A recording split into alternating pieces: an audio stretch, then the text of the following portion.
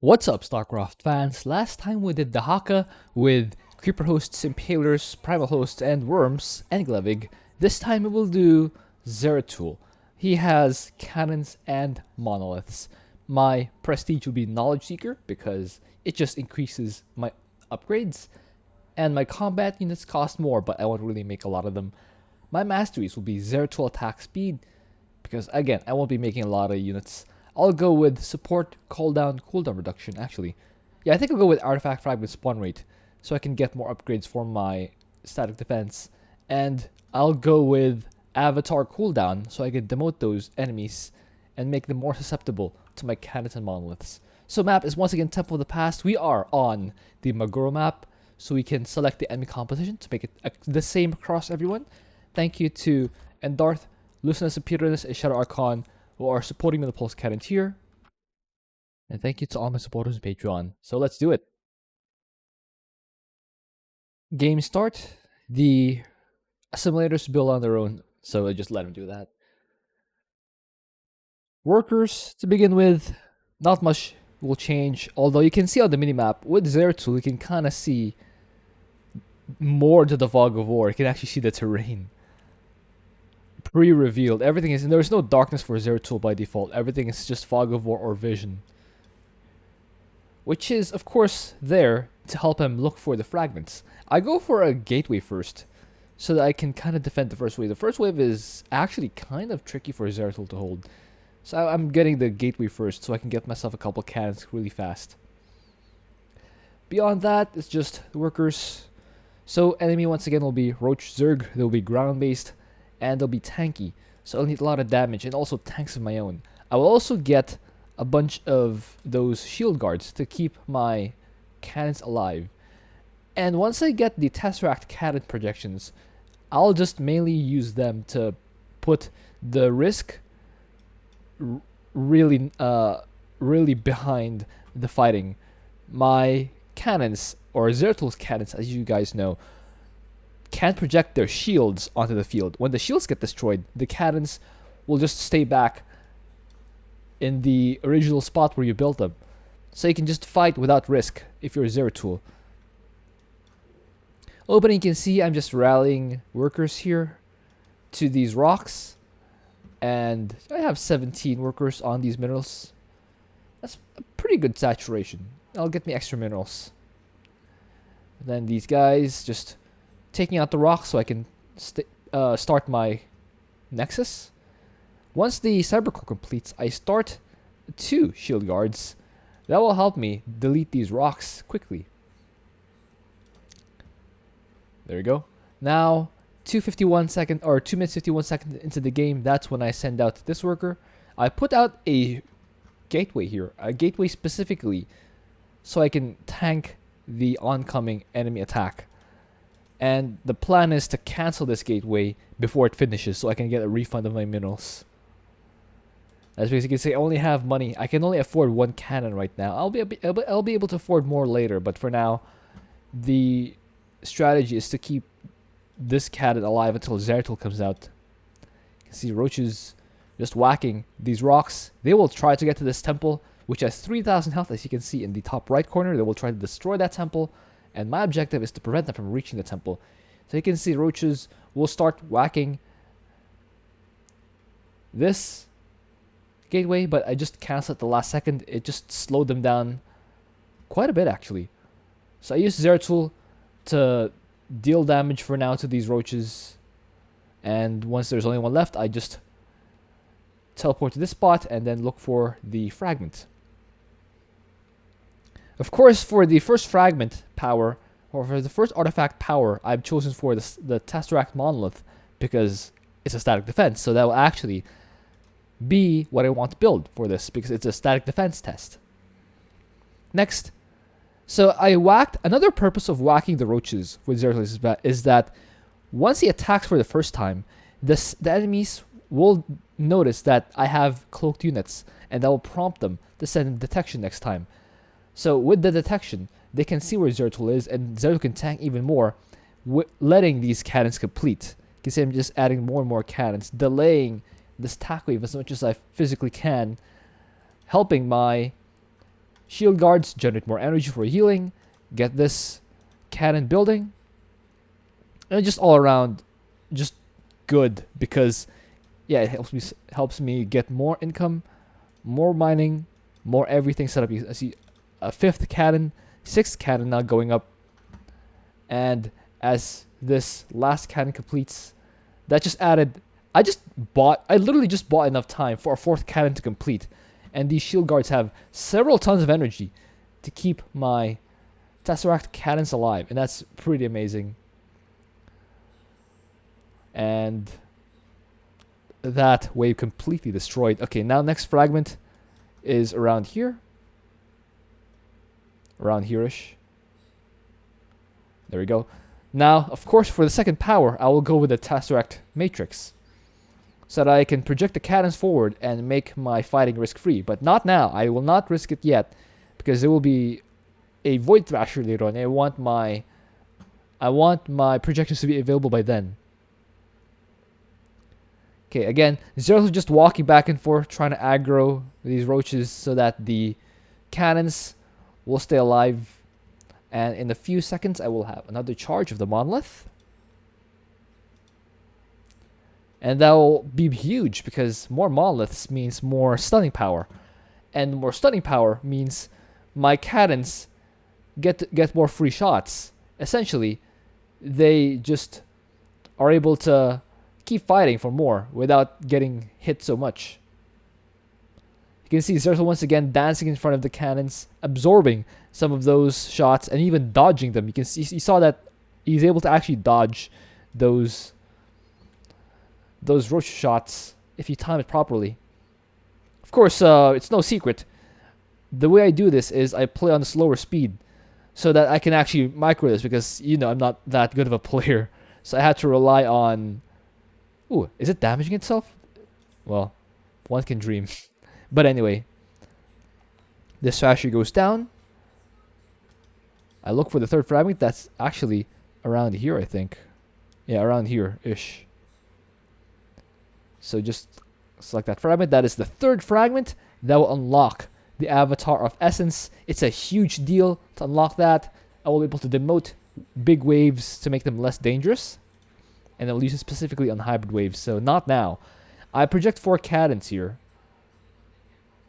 just to help fight this group of roaches and ravagers, or roaches and hydralisks.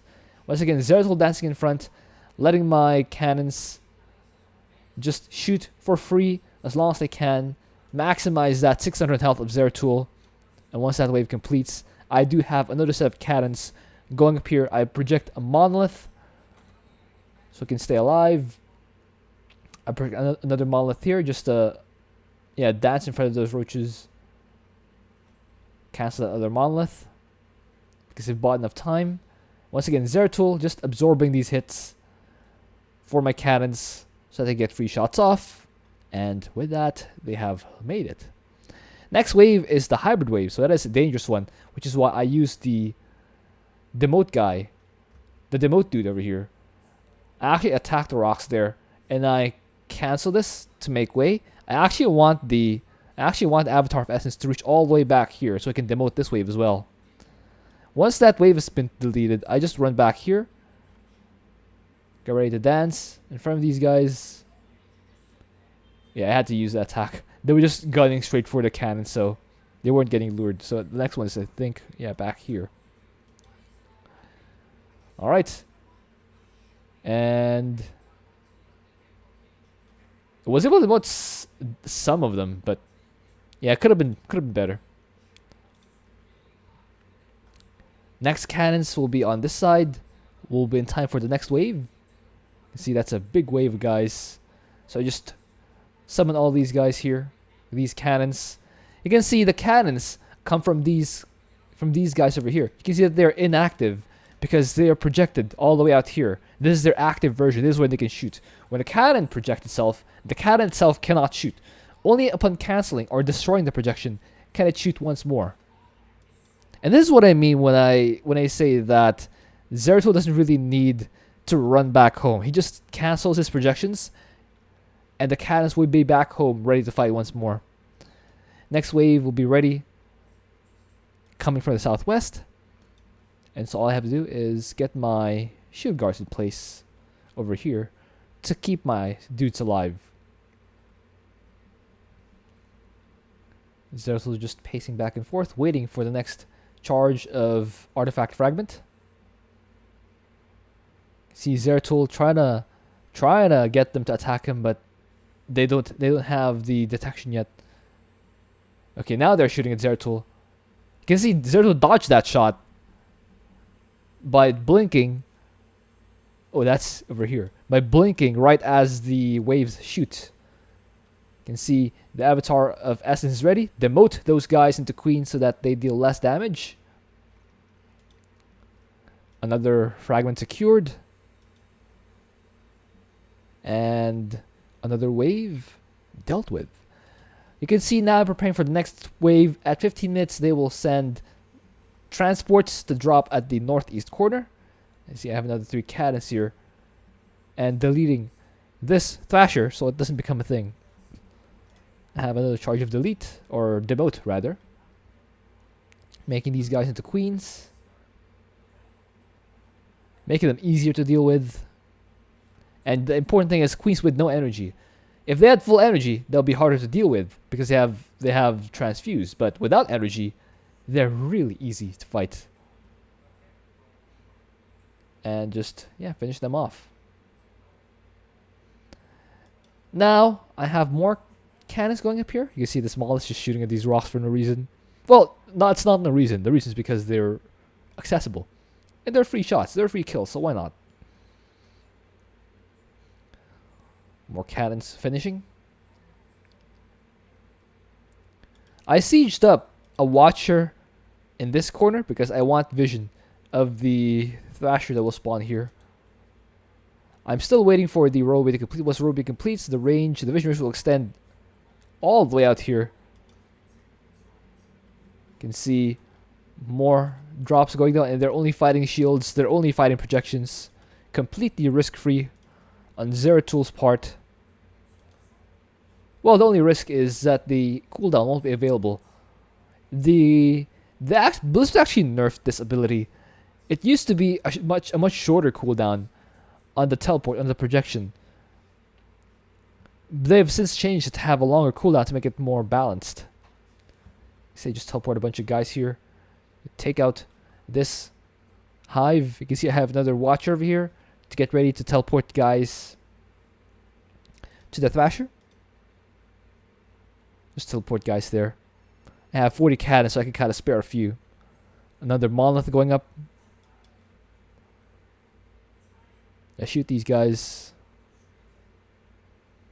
Get ready to fight. Shield guards.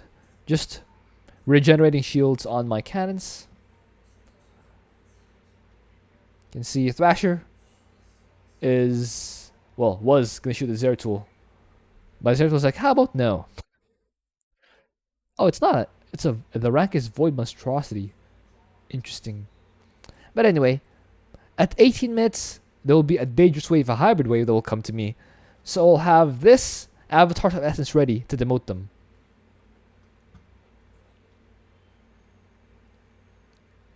Another, oh, that's actually over here.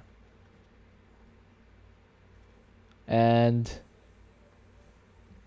for those of you guys who don't know or haven't memorized the map sufficiently to just know where the fragments are when you use the prophetic vision. You know what? Yeah, let's just go with that. When you use the pathetic vision, it reveals where on the map the fragment is, but it only shows that part of the map.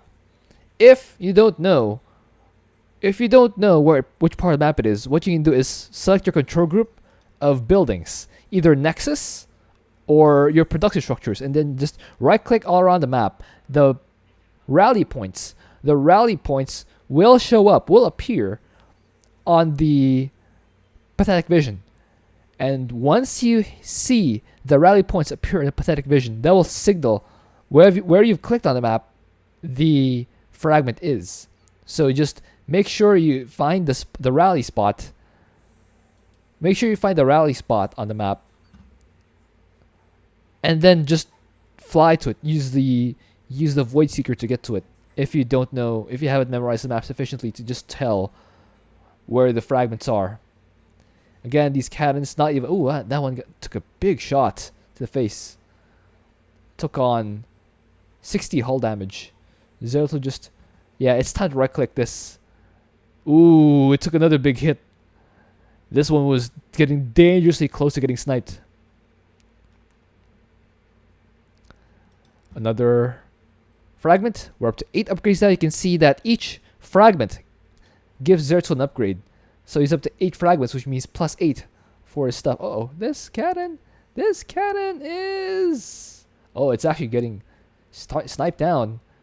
Uh-oh, this was getting dangerously low. There are no shield guards in vicinity. Well, they are, but they're not quite in position. But with that, that would be the last attack in the northeast section. So I have to get ready to fight here. Or not, I can just protect my cannons all the way out here. Because, you know, why risk it? More shield guard action. Just reviving or just regenerating the shields on my guys. You can see the cannons have actually won. With the amount of shields that they have and the immortal barrier that they unlock after the 3rd fragment, they're very difficult to kill. You can see there's a cooldown here. If you look at the command card on this Tesseract cannon, there's a cooldown. The cooldown only starts running after you've cancelled a projection. The cooldown is for a projection. So you can project them every so often. And once you project them, the cooldown will start. Or once you cancel the projection, the cooldown will start. And you will not be able to project them again until after the cooldown is ready. More cannons going up. Just beefing up my central defense because they'll send a big wave here by the time the Void Thrashers spawn. Ooh. Down it goes. Starting a bunch of cannons here. And also here. Okay, ready? Yeah, I'm able to project all these cannons and all these cannons because I don't plan on actually having them fight themselves. I'll just have their projections fight. All the way out here. You can see risk-free fighting and delete the Thrasher so it doesn't even get hits off on the temple. Zeratul dancing in front here. Trying to get these guys to not be a thing. Yeah, just get all these guys. You can see the projections have actually won. Ooh, this cannon was taking shield damage, but with the shield guards here, they should be able to regen that in short order. Next wave will be the most dangerous wave, I always say. That one has hybrid. So I will want to have stuff available for that. The cooldown is not yet allowed. It just started, so I'll have to try and use the artifact of essence to demote these guys to make sure that they don't deal a lot of damage. You can see the Watcher seeing everything. Is making sure that it doesn't get shot at while maintaining vision of this huge attack wave. This is I call this the most dangerous wave. It hits both players. Yeah, just demote those guys. You can see they're all queens now. Well, not all of them. A lot of them are queens now.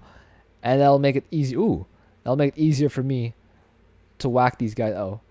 Yeah, but this infestor just being annoying. Okay. Oh, this big hybrid is about to launch a Yamato. He got some demotions over here. Ooh. Oh, that's near the bonus. Alright.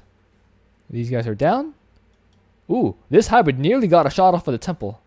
That would have been annoying. Last wave is here. You can see them coming from all directions, from not all, 3 directions. A 270 degree surround. And with that, I say, how about I just fight over here? And not even let you go up the ramp. Well, these guys got up the ramp a little bit, but not that much. Once again, just deleting these guys, not even letting them up the ramp. These guys didn't even reach the ramp. Well, and these guys are finally taken care of. That will complete this game. Bonus not secured because it's on cooldown. All the projections are on cooldown. I just use that. I managed to actually get 10 artifact fragments in this one. That's pretty good. I managed to project a few cannons here, but that won't actually be enough to delete this bonus, I don't think.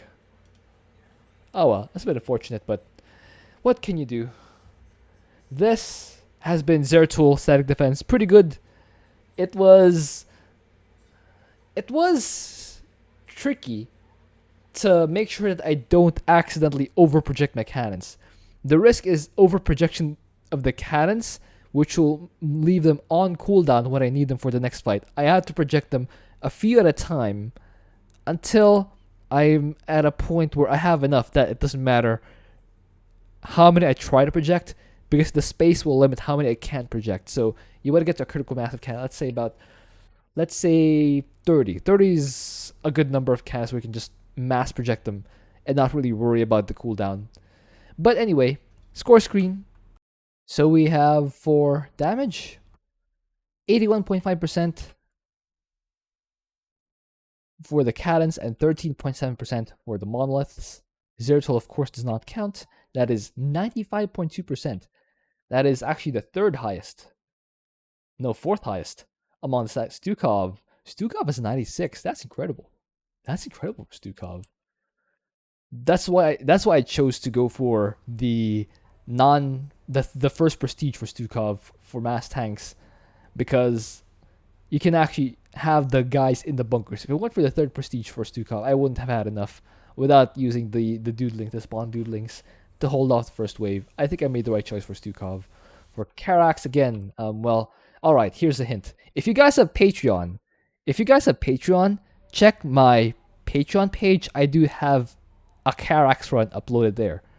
If you're on Patreon, even the lowest like a $1 a month will get you access to that video. But anyway, Zeratul 95.2% damage, temple health, of course, 100% survival. That is not even a question. Or temple health. There we go.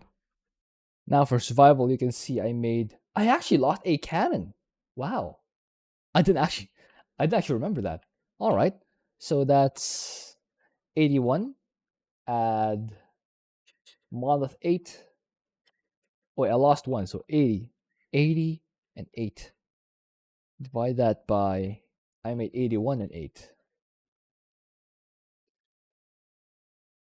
So that's 98.9% survival rate. Has there actually been some? Oh wait, there has been someone. All right. So now, before the votes, Zeratul stands at 8.87%. He has a chance to actually, wait, I think he has a chance to go for, well, top 2.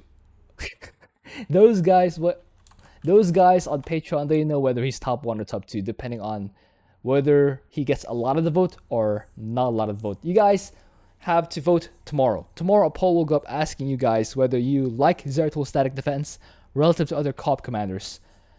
And just make sure you vote. Yes or no, doesn't matter to me. What matters is that you vote. I'll see you guys next time.